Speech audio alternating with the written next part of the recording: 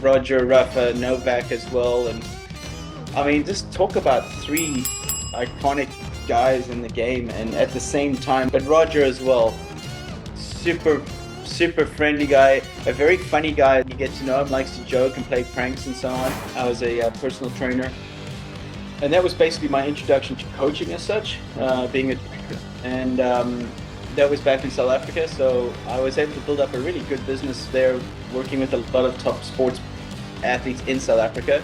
There's one bit of advice I can give people is it really is important that you know what you want and you also put yourself in the right environment for it. Anybody who's reached a very high level has had to be consistent over many, many years. They've had to make choices that they maybe didn't want to. How do you, I've been asked this question before, like, how do you become a more positive person, right? So it's a very simple question. How do you become a more positive person? The things that you say to yourself really mold your attitude, the way you see life. Self-talk has everything to do with confidence. Self-talk has everything to do with self-image. Self-talk has everything to do with how you feel, your energy, for example. Cool. Alistair, first and foremost, I'm happy and actually very proud that you are here today. I've been listening to you a lot lately. I've been listening to your podcast. I've been reading your books, like several of them. The one I like most is Champion Minded. One of them is actually here on my desk. This one, Okay. Mindset is your superpower. I just like to, every now and then open it and read a chapter. Super easy to read. I also love Thank your you. Instagram with all your motivational quotes. I'm actually not sure what I found first, whether it's the Instagram and then I found your book, or it was the other way around. I'm not sure. But yeah, it really resonated with me. And I thought, man, I need to talk to this guy. I need to have a chat. And here we are. Yes, thanks so much for having me. I'm excited to have this conversation. Likewise. Now, I just said you're an author, but I know that, well, you do much more than that, right? As far as I'm concerned, you also, well, are a motivational speaker and also like a coach to athletes and to high achievers and to like teams. Is that correct? Yeah, you could say that. I call myself a consultant in the corporate world. But yeah, I wear all those hats. I'm an author. I enjoy writing. I'm a speaker, so I get to travel around the world, which is one of the best jobs. So I'm really fortunate to do what I love. Life is short, so you've got to find what your passion is, find your purpose. It's like the ikigai, finding your purpose, your passion, your Yep. a vocation, and the other one is what's the other one in the ikigai, the Japanese ikigai? I'm trying to remember. I don't know. And I just something you can. get paid for, and something you get paid for. There you go. All right. If you can fuse those four things, it's your vocation, not vacation, vocation, something that you love, you would do if you didn't have to do it, even your purpose, your passion, and something you get paid for. And I've been very, very fortunate, Martin, to find those things. Hmm. Awesome. Glad to hear. Now, give me some names like of the athletes or businesses. Who have you worked with? Well, I don't usually like mentioning corporate names All right. and business names and so on, but yeah, it's a lot of Fortune 500 companies, a lot of big sports teams around the world, universities, athletes. I mean, I've worked with a lot of top 10 tennis players and golfers I and saw a so. picture of you and Nadal the other day, and I think on X. Yeah. Obviously, he retired a few weeks ago, and I just wanted to really pay my respects to him because we got to practice with him a few times, and I know his coach Carlos Moya very well, and just such a gentleman and such an example to everybody. And win or lose, he was the same classy guy, friendly, would always say hello. Also, something that really stood out for me is, we were practicing the one time, I think it was in Australia, and he left the court, but he was picking up trash from the other side of the court that wasn't even his, and that's a pretty that's a pretty awesome thing. That's talk about character. Yep. That's how I remember Nadal. I mean, Awesome. obviously 22 Grand Slams and just an absolute champion. But what I really remember most and what really impacted me most was here was a guy that was picking up somebody else's trash or rubbish off the ground, you know. Now, I have to ask, since you're talking about tennis players and I'm Swiss, have you ever had the chance to work with Roger? Not work with Roger. We've practiced with him a few times, and it was always fun. So practiced with him in Monte Carlo once or twice, Madrid. Um, did we practice with him in New York once as well? So yeah, a few times, and also ultimate gentleman. I mean, we've just been so lucky to have this era of, you know, Roger, Rafa, Novak as well. And I mean, just talk about three iconic guys in the game and at the same time as well. But Roger as well, super friendly guy, a very funny guy as well when you get to know him, likes to joke and play pranks and so on. That's what I hear about Um, him. Yeah, yeah, he's super fun. He's still like a boy, you know. He's still like a teenager in his heart, you know. mm, that's cool. Man, you're so modest because like I would think of if you work with all the like top athletes and all those businesses that are doing well, you could just like brag about it and say, man, like I coach those guys and I'm at the No, top. But you're just nobody like, likes no, nobody likes a bragger. that's true. So you know, it's funny, you know, Martin's, you know, even with putting that picture of Nadal on Twitter and Instagram, um, you'll still get trollers and you'll still get hate. Even just something like that where you're just saying, I want to just acknowledge what a fine human being this person is. You'll still get people, you know, being nasty to you on social media and so on and so forth. So What it's they're very, saying, do they think that you take the credit for his success or yeah, what they're saying? Yeah, yeah. It can be those things, or but these are just people that are haters and um, you know, people that are busy doing that obviously have no direction in life but yeah. to pull other people down. I think if you have haters, then you know that you're doing well. There's some jealousy in it, and What they say. right. Yeah, no, I ignore a lot of it. I ignore all of it. I never respond to any of it over the last few years, and it's just the way life is. When you respond to it, you actually give them something that they want. Yeah, I agree. That first of all, they see that you've seen it, and then second of all, that you've responded. And you know, when I see celebs or sports people responding on social media to their haters and stuff like that, I just think you're just in a no win game. You're just in a no win game. They'll just keep coming back at you. Yep. That's what they're professional at. Professional hater. Yeah. Cool. You were an athlete yourself at some time, right? In the past, like what made you become a coach?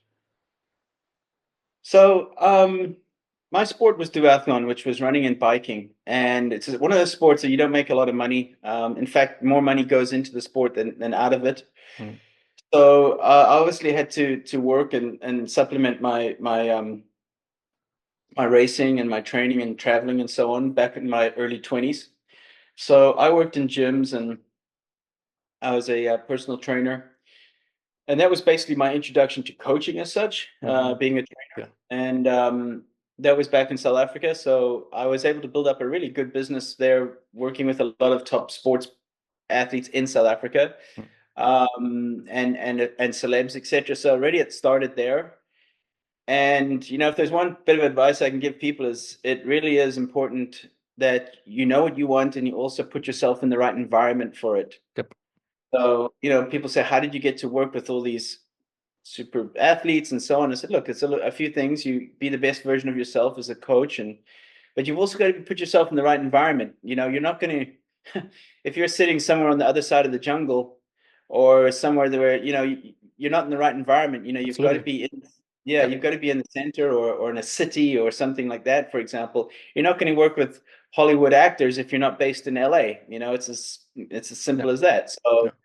Um, so yeah, that's where it started for me, and I really enjoyed it. And I always knew that, you know, once my racing days would be over, this would be my career. And I transitioned probably about 10 years ago more into less actual one-on-one coaching and personal training and being a sports performance coach. I traveled so much, so being on the road a lot was really nice. But about 10 years ago, I transitioned into more leadership and culture and mindset and started to write books and so on. So you can say I pivoted in my career choice Is about this 10 years because ago. because you just got tired of traveling, or what was the reason for that? A combination.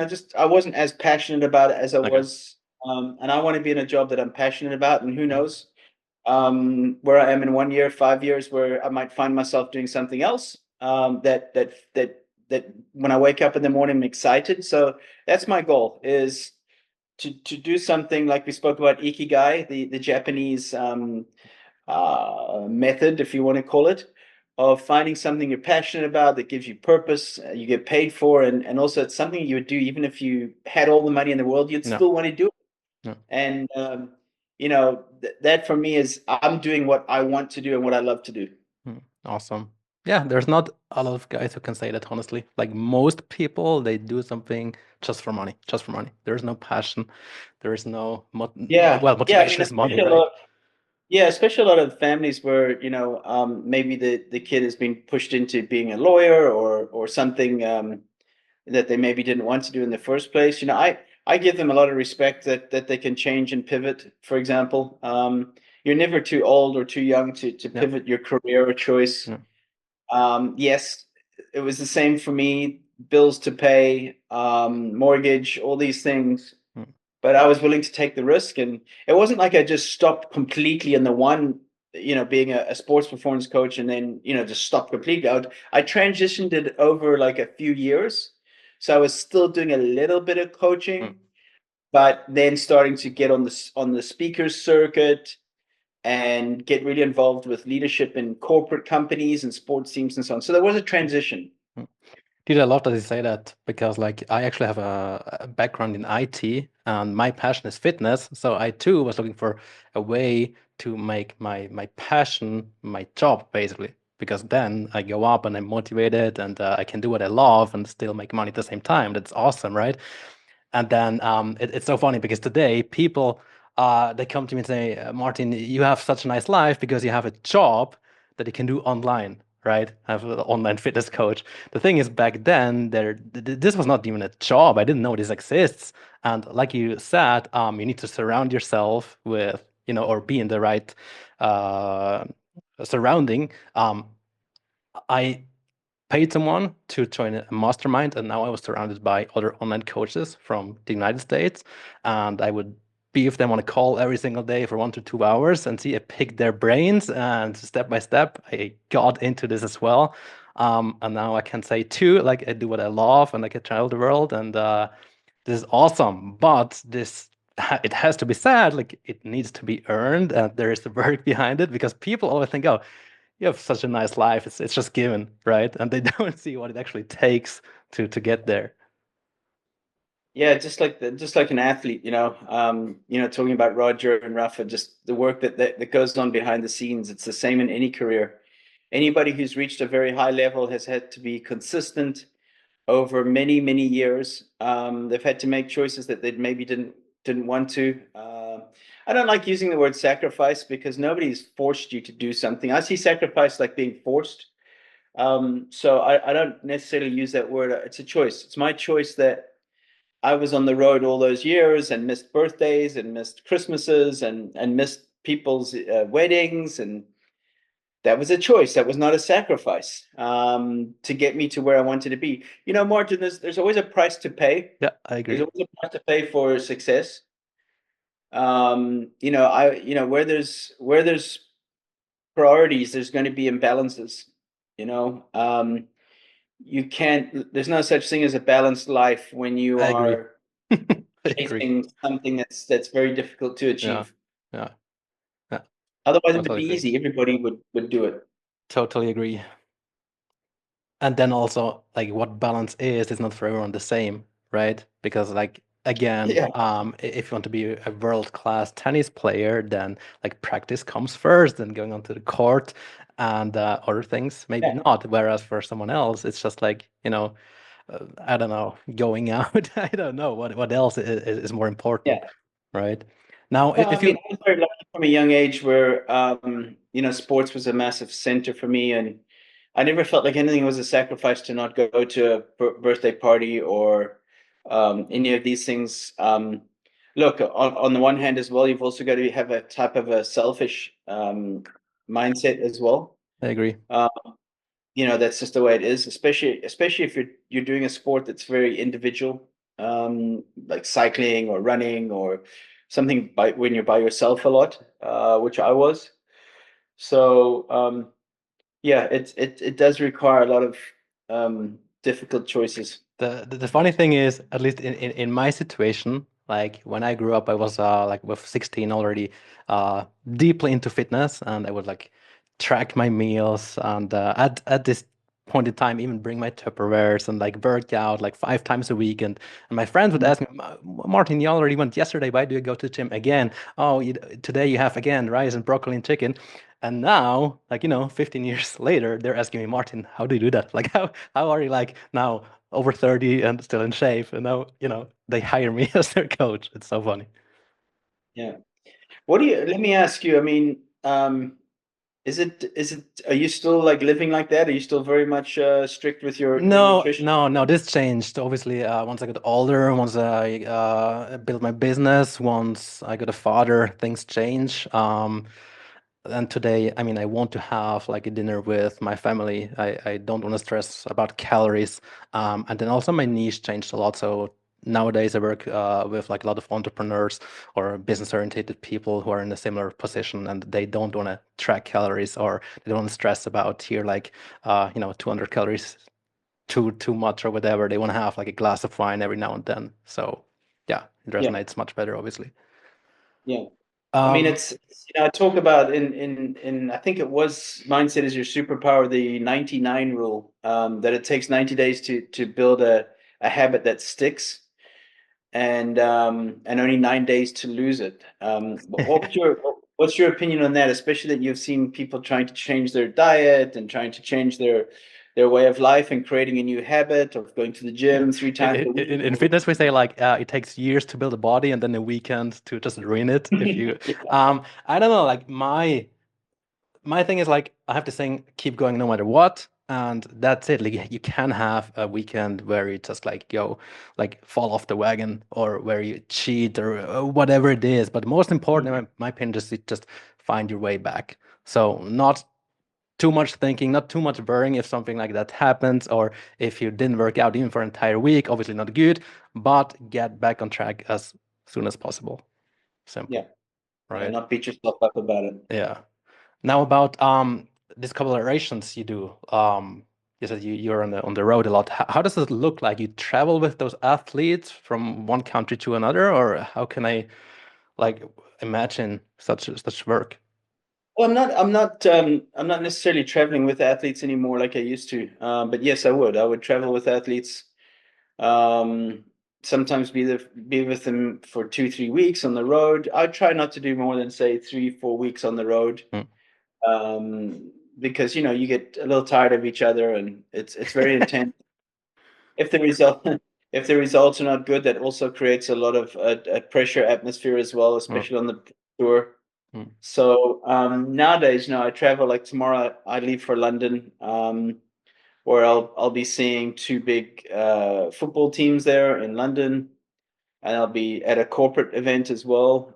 So that'll be I'll be there for a week. So that's very different to how it was, say, 10 years ago. I would Mm. travel to a tournament or a training block in Dubai or something and meet the athlete there. I'm Um, wondering about this time back then. Can you give me an example how this works? So is it like you hype them up before the game? Is it like daily sessions? You sit together with them, or is it on court, or how yeah, does I it mean, look like? yeah, absolutely. Yeah. I mean, you're having breakfast, you're with them from breakfast to dinner and in between as well. So a day would be structured that, you'd see what type of day you had before. Did the player need some more extra sleep?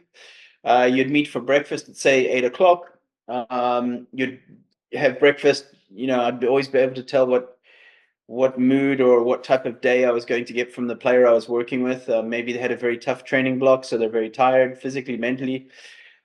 Maybe they're in a very good mood. They're playing a match that day. Maybe there could be nerves. So the psychology already starts there as a coach. You can read somebody, and then know how your approach is going to be to back off a little bit, to give them space. They're, top athletes are like anyone else, like you and me. We have our struggles, ups and downs, problems in the family. They're like anybody else. So you've got to read that pretty well. And then we'd maybe go to the location for practice. Maybe they're playing a match in the evening. You'd structure their day. What time is lunch? They're going to have a nap in the afternoon, maybe some treatment, for example. So you're always, every day is different. Every day is different in terms of what's coming up and also how their body has reacted to the previous day. So a great coach on the road working with a professional is really not just good with designing programs and execution and technique and so on and so forth, but you're a psychologist, you're a planner. But Um, this I don't understand it. Is it actually that you build like the trainings and the workouts for them for that day because oh he's not in, like he needs some more rest or you'd have an take it a little idea. bit easier, or is Well, it if that it you're just there for the mental support? no, both, Oh, both. okay. I never called myself a mental coach or psychologist or anything like that. I don't need to. People would just get to know that I would work with them physically, so I'd design their training programs. I'd be with them during the training programs, and at the same time, you're just the words you're saying as a coach, you're building them up. You're Yeah, mentally makes sense. making them stronger. They may be talking to you about the previous match the night before, and you can share some things there, for example. But no, you're not sitting down with them and saying, "Okay, we're having a mental session now." Okay, I Um, see. the Don't mental don't work is all day. what I have to ask is, um, usually I assume they already have their coaches with them. Is there Uh-huh. never some kind of interference or fight? Oh, now comes Alistair and he tells to do something different. No, no, because the trust, you build up the trust All right. over time. Some players it takes longer to build up that trust, and so you've got to like work the trust thing first. That takes time. That takes the building of relationships. That takes understanding the person very well. So it's you don't just go in there from day one and just start, taking out your toolbox. Mm, I always saw the first 90 days is really just relationship building, and not actually being proactive in doing things, that rather them asking you, what do you think of this? What do mm, you think of mm. that? I And see. you saying, oh, here, try this. It worked Yeah, with this guy. Here, try got it. this. Yeah, That's what it can works scare better that's than what can scare pushing. people off. Like, yeah, got it. Yeah, Got exactly. it. You just really back off. Yeah. All right. How do you decide then with whom to work? Like is it just like, oh, Alistair, we want to hire you? Um, well, I mean, if let's just so let's just take the tennis tour, for example. You get to know the top players very, very easily because each week you're in more or less the same tournaments. Mm, It's like a traveling circus, you get to mm, know each other. You could be on the same flights. mm, You're staying in the same hotels. And then you get to know a lot of players. You practice with them. There's some you like, some you don't. It's like anything else in life that you think, oh, that could be a good match. mm. And then, Did, for players where I didn't really know them well at all, and it really went well, and there's players where it didn't go well. So it's like anything else in life. You've got to try it. It's like a relationship, right? You're dating, and then you see it works or it doesn't mm, work. I mean, mm, that's basically the same in mm. working with working So with athletes. Yeah. let's see whether we can answer this. From all the athletes you worked with, what collaboration did you like most? Which what? Which did you like? Which person did you like most, or at least to work with? I mean, any players that I'd worked with for longer period of time, I enjoyed working with. Xavier Malisse was a great guy to work with, the Belgian tennis player who was good friends with Roger actually when they were juniors. And then Roger became so good. um, Kevin Anderson was Mm, great. The golfer Jessica Korda, great as well. Yeah, like I said, everybody's unique in their own way, mm, and you mm, get along better with others, mm, and so on and so forth. mm. Yeah. All right. So in your books and in your content on social media, you always talk about the champion mindset. That's your thing, right? If I came to you and say, Alistair, I want to level up my mindset.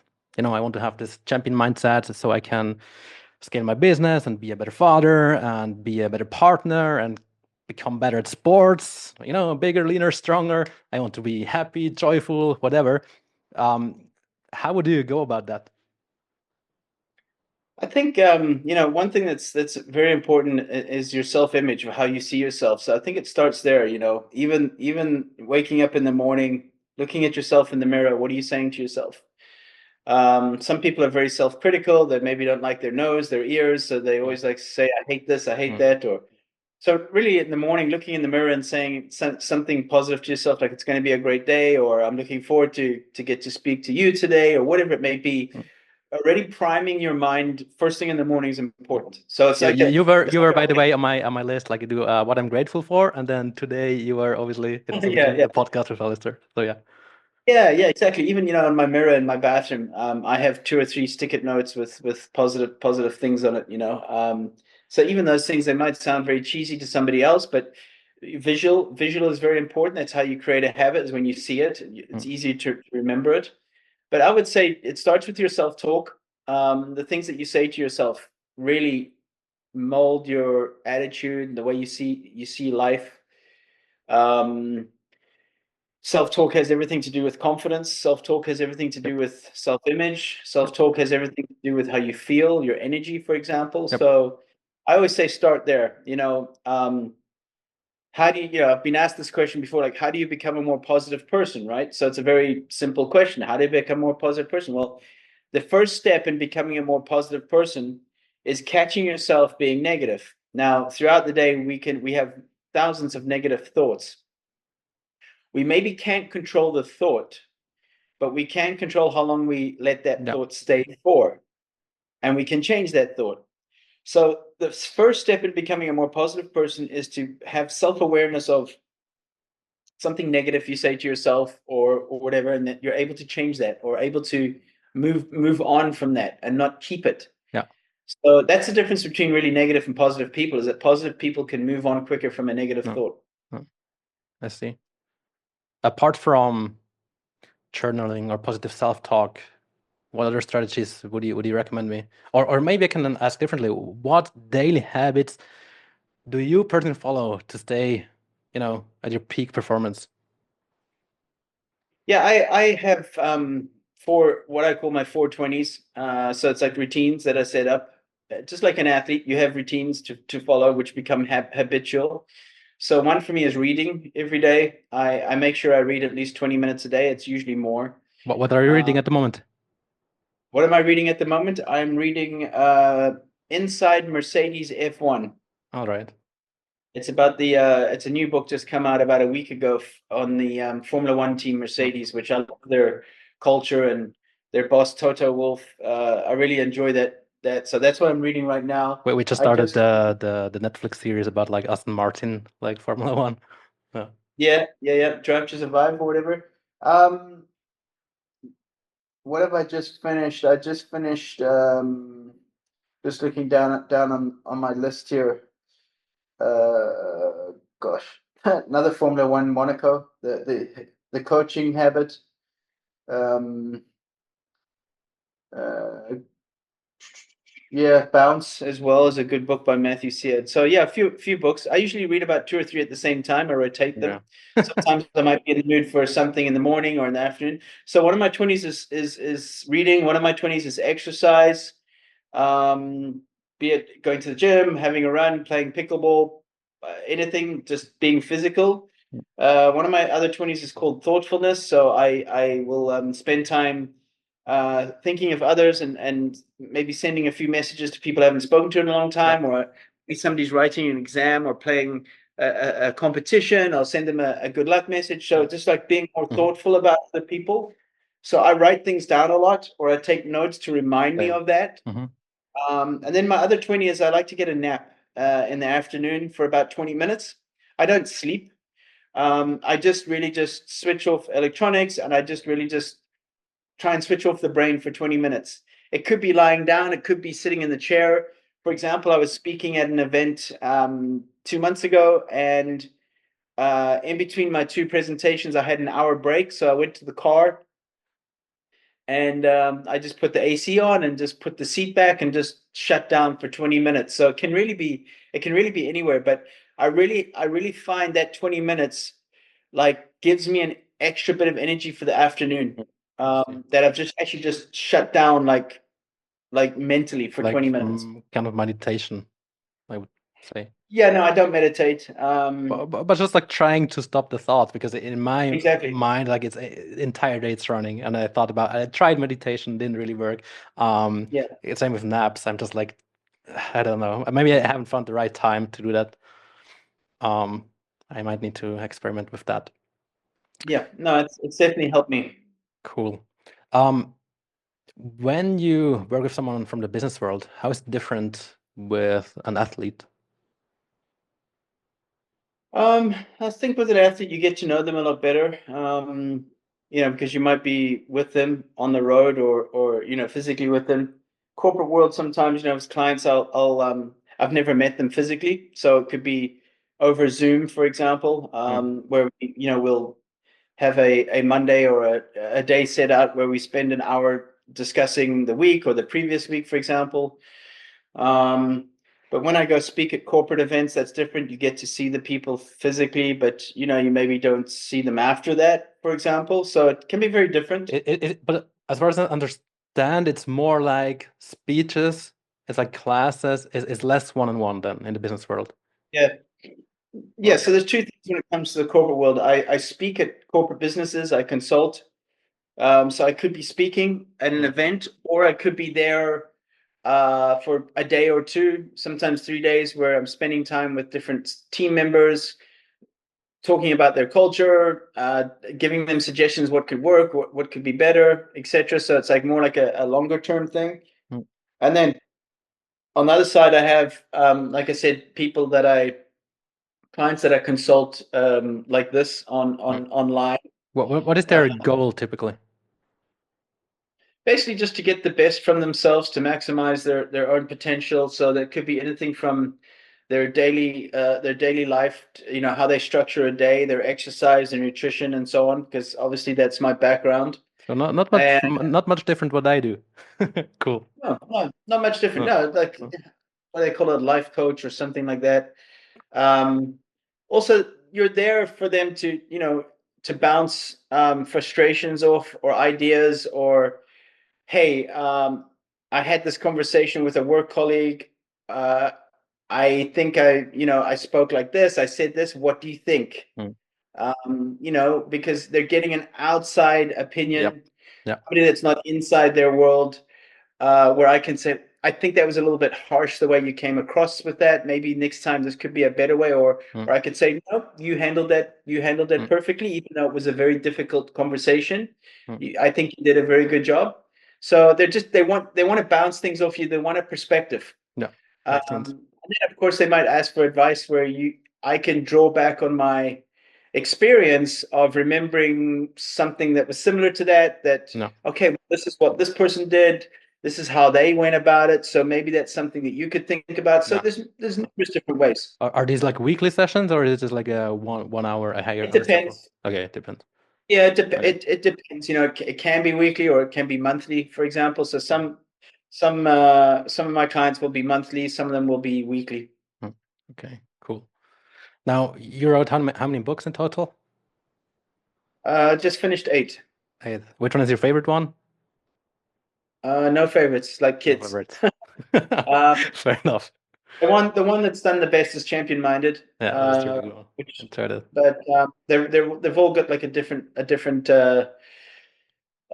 purpose, and I've enjoyed writing every single one of them. So I'm just taking a little bit of a break now before I start on number 9. Jesus. A personal question, actually. I want to write the book next year. Actually, already wrote one, but I want to do a second one. What would be your number one tip to make it a success? Like, do you have any specific marketing strategies you want to share? Well, how do you define success for a book? Is it the numbers you sell or the How do you what success? do you? How do you define it as success? I would say if you have some kind of like, probably New York would be like if you have like this bestseller badge. For me, it would probably be a Well, specific. I mean, there's very little people that have written their first book that's gone to a New York Times Bestseller. bestseller. So it's like anything else where you have failures, you have things that that don't like hit straight away. That's normal. Hey, there has been people that have written one book where it's gone to the top. It happens. Mm, But I find the more I write, the better I get at it. mm, So, you know, not to look back at my first two books and go, "Gosh, those are bad," but mm. you, like anything else, you get better with Yeah, something that you yeah, keep doing obviously. and doing and doing. Mm, So, for me, defining success for my books is how many people I can impact with them. mm. And yes, that can be numbers that increase sales and so on and so forth because it is time consuming. Um, I think they said that less than what's the percentage of people that actually make a living from books is less No, than it's less very than little. Yeah, 1%. yeah, Yeah, that yeah. make a living from it. Because if you really look at it, bestseller lists and the top books, you always see the same ones circulating around Mm, all the time. I could name you them, Good to Great, and mm. James Clear's book on Yeah, habits, for sure. and Ryan Holiday. It's the same. It's Mm, like the same ones. mm. I suppose it's like sports. It's like the top 20 tennis players or whatever. They're always there at the quarterfinals, semifinals, the same names. Yeah, no. And you don't quite hear about those other ones that are very good as well. Mm, So, success for me definitely is my purpose is linked to my success. So my purpose is to impact as many people as positively as possible. cool. And how do you do that? Like now, your new book, you're just using social media, or do you go on tour? Writing, speaking, being on No, plenty podcasts, of. you, for Yeah, example. cool. So Oh, getting your voice out there, getting your message out there, mm, Instagram, mm. social media. Is that There's what's working best for you? Instagram yeah, I'd or say social media? so. I enjoy it as well. So for me, like I said, it's not something that's a task for me or a job. It's Mm, I really enjoy it, mm, and it has a massive impact. So mm. it's Cool. definitely one of those things that's helped me create an impact. Mm. A few last questions because I know you have another meeting afterwards. Um, you made it to the top in your field, of mindset and leadership and performance coaching. Do you have people you look up to? Um, I mean, there's been people in this. Let's go back to the sports performance industry. Michael Boyle, Mark Verstegen, these Vern Gambetta, these were guys that were, in sports performance and functional training that very had a very big impact on me, influence on me. Moving into leadership, team culture, mindset, I would say, following successful people like Toto Wolff of Mercedes, for example, is someone over the past few years. I love the way his leadership methods are. Who else do I enjoy following? I sometimes enjoy listening to Scott Galloway. Um, Jordan Peterson's had some no, good things. I've been lucky to be around people like Coach K, Mike Krzyzewski of Duke basketball, and Nick Bollettieri, the great tennis coach of Bollettieri mm, Academy in Florida. mm, So I've had some people that I've been around physically and learned from, and also some people that I've never met. That to have mentors, you don't necessarily have to meet them. I agree. Mentorship can be like I have been possibly for you on books Absolutely. Yeah, absolutely. and Instagram and so on. Mm, That's mm, mentorship. mm, You don't necessarily need to be sitting across the table from someone that mentors you. mm. I agree. Could Yeah. be audiobooks, could Yeah. be like Exactly. podcasts, like Exactly. anything. Yeah. Yeah. What is your biggest achievement in life? Oh gosh, what's my biggest achievement in life? Um, I'm going to say my relationship with Jesus, and I never like to get too religious or political or anything, but I think that I believe is the most important thing for sure. So Mm. maybe you didn't expect that answer or the No, listeners, I but didn't expect that. yeah, I'd say Agree. that that's my connection and relationship with Mm, with Jesus. Yeah. But it's funny that you say that, and also about the politics, because I always say like there's three things I don't want to talk about. It's politics, it's religion, and how to raise kids. These three things I just don't want to Yeah, talk. It's always just yeah, like exactly, fighting. exactly. No, listen, I'm respectful of everybody's opinions, beliefs. But like you said, I never talk about it. I never push it. Whatever you may be, I have friends from every possible religious sector, Jewish friends, Muslim friends, everything. And for me, at the end of the day, everybody's the same, no matter what you believe. Awesome. What's your next move? Actually, you already said it. You want to write the book. Apart from that, what's next for you? My next move is taking my dog Emma for a walk, because I basically live day to day. If you were to ask me where do I see myself in 5 years' time, I wouldn't have a clue.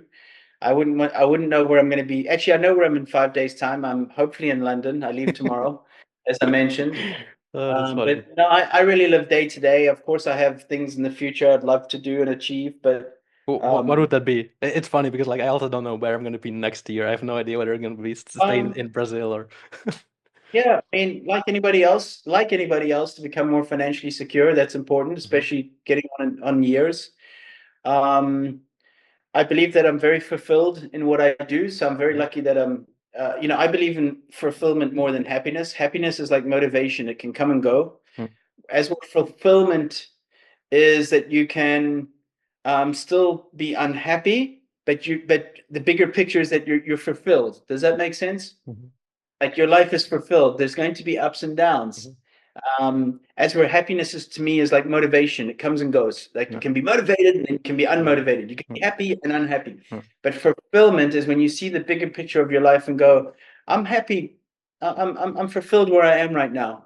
Even though, like anybody else, there's challenges every day that come and go. mm, mm. I see. Yeah, I think that's about it. If people want to learn more about you, where can they find you?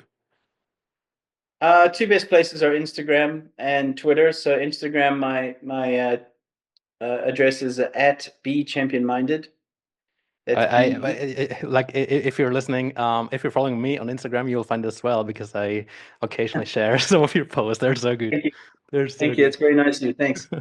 Yeah, at be champion minded, and Twitter is just my name, Allistair McCaw, All right. and of course all my books, as you probably realized, Martin is on Amazon worldwide. Mhm, So I'd say those are the three best places. Yes. mhm. Perfect. Also on LinkedIn, we're connected. I don't know how active you are there, but I personally use it a lot. So yeah, thanks for accepting my invitation there. You're welcome. You're This is welcome. how we Thank. established the connection and how we are here today. Yeah, yeah. No problem. And thank you for putting positive stuff out there as Yeah, well. So dude, thanks again for doing this with me. Really appreciate it.